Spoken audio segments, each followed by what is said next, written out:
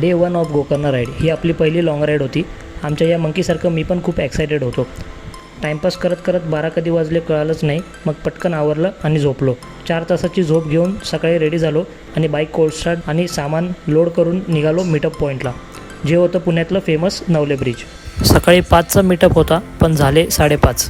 सगळ्यांनी bike line-up केले आणि रेडी झाले निघायला. खंबाटकी घाट क्रॉस केल्यावर घेतला एक कॉफी ब्रेक आणि पुन्हा प्रवास सुरू केला. मॉर्निंग व्ह्यू एन्जॉय करता करता सगळ्यांचे व्हिडिओ शूट केले. व्हिडिओ एकदम जबरदस्त निघाले. सगळ्यांना व्हिडिओ खूप आवडले. 150 किलोमीटर नॉनस्टॉप राईड केल्यानंतर सगळे खूप थकले होते. मग कोल्हापूरला थांबून एक छान लंच ब्रेक घेतला.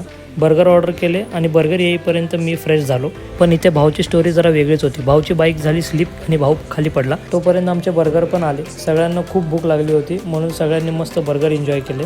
बर्गर खाऊन झाल्यावर पुन्हा नवीन ऊर्जेने राईडला सुरुवात केली. पुढे 50 किलोमीटर राईड करत आम्ही महाराष्ट्र बॉर्डर क्रॉस केला आणि कर्नाटकमध्ये प्रवेश केला. थोड्या ॲडव्हेंचरसाठी मी यमाहाची लिजेंडरी RX 100 चालवायला घेतली.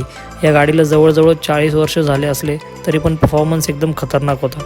पुढे 100 किलोमीटर हायवेवर राईड केल्यानंतर आम्ही एक्झिट घेतलं आणि सिनिक रोड सुरू झाले. रस्त्यावरील सुंदर दृश्य एन्जॉय करत करत फॉरेस्ट एरिया लागला आणि बोलता बोलता रात्र कधी झाली हे कळालंच नाही. रात्री 9 वाजता आम्ही डिनरसाठी थांबलो. दाल तडका आणि रोटी ऑर्डर केली. खूपच छान जेवण होतं. त्याच्यानंतर अजून 40 किलोमीटर राईड करून शेवटी गोकर्णाला पोचलो आणि हॉटेलमध्ये चेक इन केलं.